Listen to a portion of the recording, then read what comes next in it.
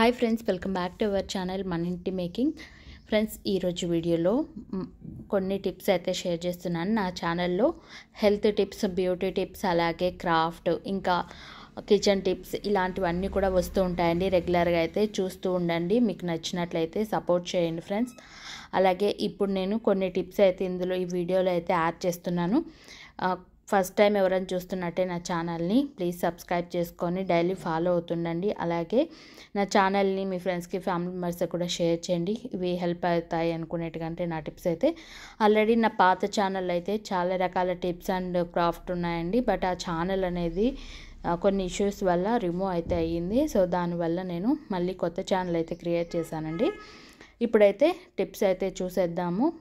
First tip అయితే చూద్దామండి. మనము మష్రూమ్ తీసుకున్నప్పుడు అందులో చాలా మట్టి, దుమ్ము, ధూళి అంతా వస్తూ ఉంటుంది కదండి. ఈ విధంగా చూడండి ఎంత మట్టి అయితే ఉందో ఇందులో. దీన్ని క్లీన్ చేసుకునేది అయితే చాలా ఈజీగా క్లీన్ చేయొచ్చు. కొంతమంది ఏంటంటే అవి బ్లాక్ అయినా అలా మట్టిగా ఉన్నా కూడా పైన ఉండే స్కిన్ని తీసేస్తారండి చాలా వరకు అయితే. అలా కాకుండా ఇందులో మనం కొద్దిగా బియ్యం పిండి కానీ, లేదంటే మైదా కానీ, గోధుమ పిండి కానీ ఇవి వేసి ఈ విధంగా వీడియో క్లిప్లో చూపిస్తున్నట్టు క్లీన్ చేసుకుంటే చాలా నీట్గా పోతుందండి. ఈ టిప్ అయితే నాకు ఒక వంట మాస్టర్ చెప్పారండి. సో వాళ్ళు ఇలాగే చేస్తారంటే అవి క్లీన్ చేసేదానికి. అండ్ వైట్గా కూడా ఉంటాయి, మన కలర్ అనేది చేంజ్ అవ్వకుండా అయితే. సో ఈ విధంగా నీట్గా క్లీన్ చేసేసుకొని మనము కుకింగ్లో వాడుకోవచ్చండి. మనకి మష్రూమ్ అనేది లోపల దుమ్ము ఉన్నా కూడా మనకు తెలియదు. మనం తినేటప్పుడు ఆ చిన్న చిన్న రాళ్ళు లాంటివి, దుమ్ము అవి తిన్నప్పుడు పంటి కింద పడి మనకు గుచ్చుకుంటున్నట్టుగా అలా వస్తూ ఉంటుంది కదా. మనం ఏదైనా నీట్గా చేసుకుంటేనే మనకు ఉంటుంది. చూడండి ఎంత డస్ట్ ఉంది ఇందులో. ఇలా 2 టైమ్స్ మనం నార్మల్ వాటర్లో ఒకసారి, ఆ విధంగా మైదా కానీ, గోధుమ పిండి కానీ ఈ విధంగా ఒకసారి క్లీన్ చేసేసుకున్నాం అనుకోండి, మష్రూమ్ అయితే నీట్గా క్లీన్గా అయిపోతాయి. కొన్నిసార్లు మన కలర్ చేంజ్ అయినా కూడా అవి కూడా మనకు నీట్గా వచ్చేస్తాయండి. ఇంకా డైరెక్ట్ మనం కట్ చేసి కర్రీలో వేసేసుకొని వండుకోవడం అంతే. ఈ టిప్ అయితే కొత్తగా ఎవరికైనా వంట చేసే వాళ్ళకి, ఈ మష్రూమ్ క్లీనింగ్ అనేది తెలియని వాళ్ళకి ఈ విధంగా చేసుకోవచ్చండి. ఇది నేను సపరేట్గా కూడా ఒక షార్ట్ వీడియో అయితే పెడతాను, ఎవరికైనా హెల్ప్ అవుతుంది కాబట్టి.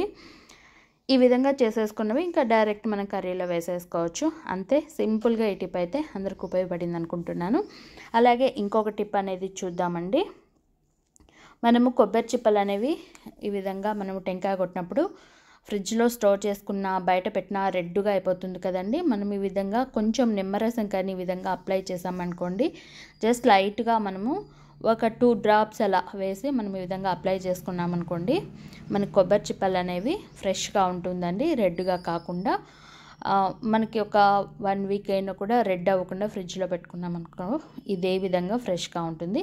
జస్ట్ మనం వాడుకునేటప్పుడు కొంచెం వాటర్ వేసి ఆ పులుపు పోయేట్టుగా క్లీన్ చేసేసుకొని యూజ్ చేసుకోవచ్చు. ఇది కూడా మీకు ఉపయోగపడుతుంది అనుకుంటున్నాను. అలాగే ఇంకొక టిప్ అనేది చూద్దాం. మనము కొత్తిమీర, పుదీనా ఒలుచుకునేటప్పుడు చాలా టైం పడుతుంది కదండి. మనకి మెయిన్ పుదీనా ఒలుచుకునేటప్పుడు అయితే ఇంకా ఆకు ఒలుచుకోవాలంటే చాలా టైం పడుతుంది. ఈ విధంగా కానీ చేశారనుకోండి, ఒక 10 మినిట్స్ పట్టేది 2 మినిట్స్లోనే మనకి పని అయితే అయిపోతుందండి. మనము పుదీనా ఆకుల్ని కింద సైడ్ మనకి ఎక్కువ పాడైపోయి ఉంటాయండి. కింద ఆకుల్ని తీసేసి వీడియో క్లిప్లో చూపిస్తున్నట్టుగా రివర్స్లో మనము ఆకుల్ని లాగామనుకోండి, ఈ విధంగా మనకి ఈజీగా అయిపోతుంది. అలాగే లేతగా ఉన్నవి కాడలు అలాగే వేసేసుకోవచ్చు. ఇక్కడ వేస్ట్ ఏదైతే ఉంటుందో అది కింద సైడ్ ఎక్కువ ఉంటుంది కాబట్టి ఇలా తీసేసి మంచి మంచి ఆకులు ఈ విధంగా చేసుకోవచ్చు. మనకి ఇది ఒక 10 మినిట్స్ పట్టేది కూడా 2-3 మినిట్స్లో మనకి ఈజీగా క్లీన్ అనేది చేసేసుకోవచ్చు.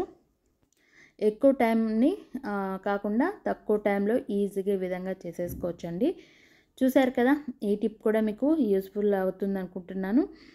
చాలామంది ఏంటంటే గరిటెలకి వాటికి ఇలా పెట్టి తీస్తూ ఉంటారు ఆకునైతే, పుదీనానైతే. అలా కాకుండా ఇలా ట్రై చేయండి, ఈజీగా ఇంకా తొందరగా అయిపోతుంది.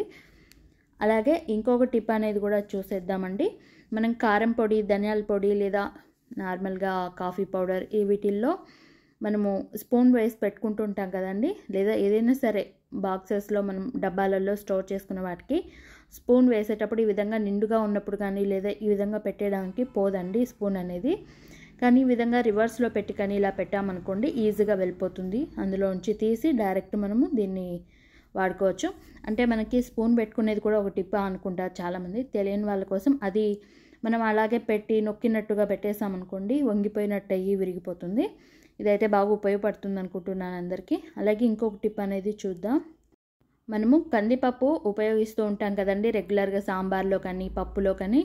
మనము డైరెక్ట్గా తిన్నామనుకోండి కందిపప్పు కొంచెం గ్యాస్ అనేది ఫామ్ అవుతుందంట. సో మనకి కొంచెం రుచి రావాలి, అలాగే గ్యాస్ అనేది ఎక్కువ ఫామ్ అవ్వకుండా మనం తిన్నప్పుడు గ్యాస్ట్రిక్ అనేది ఫామ్ అవ్వకుండా ఉండాలనుకుంటే ఈ విధంగా కొంచెం కందిపప్పు మీకు ఎంత క్వాంటిటీ కావాలో అంత క్వాంటిటీ తీసుకొని పెనంలో వేసి సిమ్లో పెట్టుకొని జస్ట్ లైట్గా డ్రై రోస్ట్ అనేది చేసుకొని కానీ పప్పు చేసుకున్నట్లయితే రుచి బాగుంటుంది, అలాగే గ్యాస్ట్రిక్ అనేది ఫామ్ అవ్వకుండా ఉంటుందండి. ఈ టిప్స్ అయితే మీకు నచ్చాయి అనుకుంటున్నాను, యూస్ఫుల్ అయ్యాయి అనుకుంటున్నాను. నచ్చితే లైక్ చేయండి, షేర్ చేయండి. కొత్త వాళ్ళు ఎవరైనా చూస్తున్నట్టయితే మన ఛానల్ని సబ్స్క్రైబ్ చేసుకోండి. అలాగే నా ఛానల్ని కొంచెం షేర్ చేయండి, ఎందుకంటే రీసెంట్గానే ఛానల్ స్టార్ట్ చేశాను కాబట్టి కొంచెం నాకు కూడా గ్రోత్ అనేది కావాలా కదా. మీరు ఒక లైక్ చేశారనుకోండి నా వీడియో ఇంకొంతమందికి రీచ్ అవుతుందండి. మీరు చేసే ఒక లైక్ వల్ల నాకు వ్యూస్ అనేవి కొంతమందికి వీడియో రికమెండ్ చేసి వ్యూస్ అనేది పెరుగుతుంది. So thank you so much. మీకు యూస్ఫుల్ అయితేనే సబ్స్క్రైబ్ చేసుకుని మీ ఫ్రెండ్స్కి షేర్ చేయండి friends. Thank you so much for watching. Have a great day.